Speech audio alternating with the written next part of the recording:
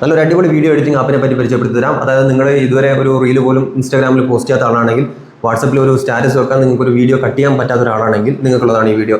അതായത് നമ്മുടെ കയ്യിൽ വാട്സപ്പും ഫേസ്ബുക്കും ഇൻസ്റ്റാഗ്രാമും ഒക്കെ ഉണ്ട്, നമുക്കൊരു വീഡിയോ പോലും എഡിറ്റ് ചെയ്യാൻ പറ്റുന്നില്ല എന്നുള്ളതാണ് നിങ്ങളുടെ പ്രോബ്ലം എങ്കിൽ നിങ്ങൾക്ക് നല്ല അടിപൊളി വീഡിയോ എഡിറ്റിംഗ് ആപ്പിനെ പറ്റി പരിചയപ്പെടുത്താം. തികച്ചും ഫ്രീ ആണ്, 100% വർക്കിംഗ് ആണ്.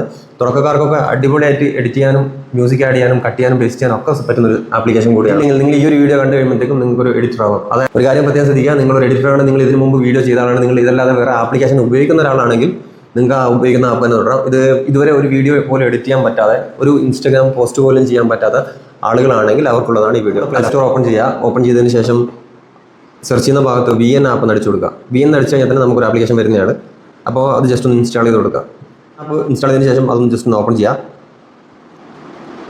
ഓപ്പൺ ചെയ്തതിന് ശേഷം അലോ കൊടുക്കേണ്ടതൊക്കെ അലോ കൊടുക്കുക. അതിനുശേഷം നമുക്ക് ഈ ന്യൂ പ്രൊജക്റ്റ് എന്നാണെന്നെങ്കിൽ അതിനകത്ത് നിന്ന് ഓപ്പൺ ചെയ്യുക, സേവ് കൊടുക്കുക. ഓപ്പൺ ചെയ്തതിന് ശേഷം നമുക്ക് ഗാലറി എത്തിയതിന് ശേഷം ഏത് വീഡിയോസാണോ വേണ്ട ആ വീഡിയോസ് സെലക്ട് ചെയ്യാം. നമുക്കൊരു 10 വീഡിയോസ് വരെ സെലക്ട് ചെയ്യാൻ പറ്റുന്നതാണ്. നമ്മളിവിടെ ഒരു 3 വീഡിയോ സെലക്ട് ചെയ്തു, നെക്സ്റ്റ് അടിച്ചു. നെക്സ്റ്റ് അടിച്ച് കഴിഞ്ഞാൽ നമുക്ക് VN ആപ്പിലേക്ക് ഓപ്പൺ ആവുന്നതാണ്. അപ്പോൾ നമ്മുടെ വീഡിയോസ് ഈ ആപ്പിലേക്ക് വന്നു. നമുക്ക് ഏതൊക്കെ ഭാഗങ്ങളാണോ ട്രിം ചെയ്യേണ്ടത്, കട്ട് ചെയ്യേണ്ടത് വെച്ച് കഴിഞ്ഞാൽ ആ ഭാഗത്തേക്ക് ഈ ഒരു മാർക്ക് കൊണ്ടുവെക്കുക. അതിനുശേഷം തൊട്ട് താഴെ സ്പ്ലിറ്റ് എന്നൊരു ഓപ്ഷൻ കാണാം, അത് സെലക്ട് ചെയ്യാം. അത് എവിടം തൊട്ട് എവിടം വരെയാണോ വേണ്ട അവിടെ മാർക്ക് ചെയ്യുക. അപ്പോൾ അതിൽ ഒന്നുകൂടെ സ്പ്ലിറ്റ് കൊടുക്കുക. അതിനുശേഷം നമുക്ക് തൊട്ട് താഴെ ഡിലീറ്റ് എന്നൊരു ഓപ്ഷൻ ഉണ്ട്, ഡിലീറ്റ് കൊടുക്കാം. ഡിലീറ്റ് കഴിഞ്ഞാൽ അത്രയും ഭാഗം നമുക്ക് ഡിലീറ്റ് ആവുന്നതാണ്. അപ്പോൾ നമുക്ക് ഈ ചെയ്ത കാര്യം കുറച്ച് കൂടുതലായി ഇനി അത്രയും ഡിലീറ്റ് ചെയ്യേണ്ടതാണെങ്കിൽ നമുക്ക് ഈ കുറച്ച് മേലെയായിട്ടൊരു ബാക്ക് ബട്ടൺ കേഴ്സർ കാണാം, അതൊന്ന് പ്രസ് ചെയ്ത് കഴിഞ്ഞാൽ നമ്മൾ ആ ഡിലീറ്റ് ചെയ്ത ഭാഗം അവിടത്തേക്ക് റീപ്ലേസ് ആയി വരും. അപ്പോൾ അത് അത്രയും വേണ്ടത്, അപ്പോൾ ഒന്നുകൂടെ ബാക്ക് ബട്ടൺ കൊടുക്കുക.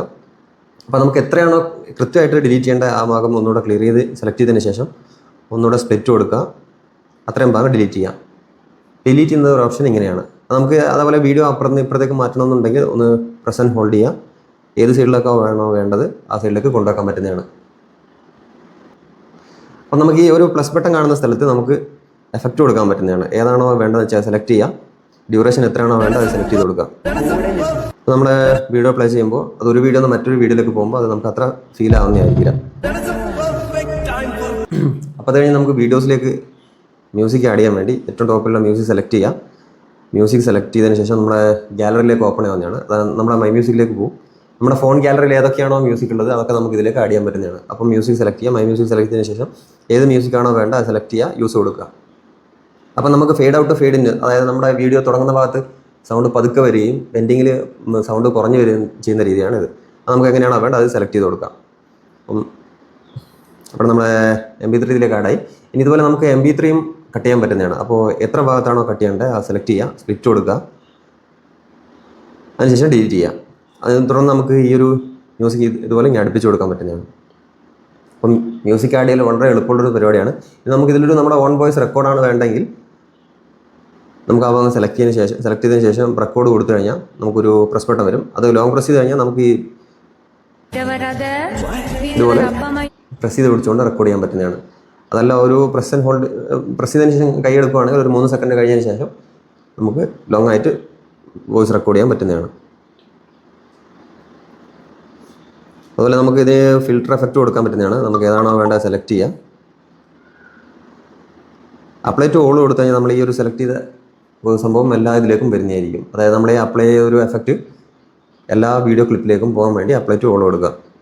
ഇനി അതും നമുക്ക് എല്ലാത്തിലും വേണ്ടാന്നാണെങ്കിൽ ഇതുപോലെയുള്ള ഈ ബാക്ക് ബട്ടൺ അടിച്ചു കഴിഞ്ഞാൽ നമ്മൾ ആ ചെയ്ത ഒരു ക്യാൻസൽ ആവുന്നതാണ്.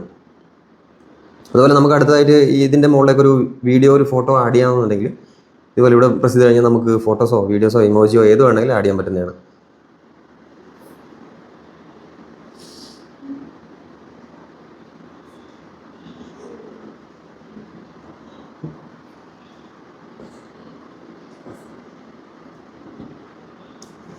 നമ്മൾ ഈ സെലക്ട് ചെയ്ത വീഡിയോ ഇതിൻ്റെ മേലെ നമുക്ക് എത്ര ഭാഗത്തേക്കാണോ വേണ്ടത് അത് ഇതുപോലെ അഡ്ജസ്റ്റ് ചെയ്യാൻ പറ്റുന്നതാണ്.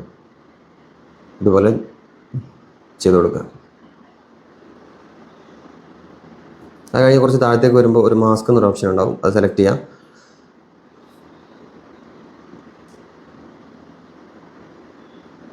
മേലത്തേക്ക് വെച്ച് കഴിഞ്ഞാൽ നമുക്ക് ഇത് ഏത് രീതിയിലാണോ വേണ്ടത്, നമുക്ക് റൗണ്ട് ആണോ സ്ക്വയർ ആണോ ഏത് വേണമെങ്കിലും സെലക്ട് ചെയ്യാൻ പറ്റും.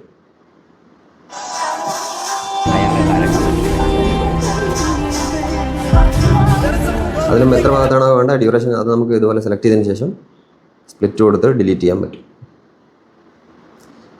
അതൊക്കെ കഴിഞ്ഞ ശേഷം ഏറ്റവും ടോപ്പിൽ ഒറിജിനൽ എന്നൊരു ഓപ്ഷനും കാണാം, അതിൽ നമുക്ക് വീഡിയോ ഏത് ഫോർമാറ്റാണോ വേണ്ടത് അത് സെലക്ട് ചെയ്ത് കൊടുക്കുക. യൂട്യൂബിലേക്കാണെങ്കിൽ അത് കൊടുക്കുക, ഇൻസ്റ്റാഗ്രാം ആണെങ്കിൽ അത് സെലക്ട് ചെയ്ത് കൊടുക്കുക.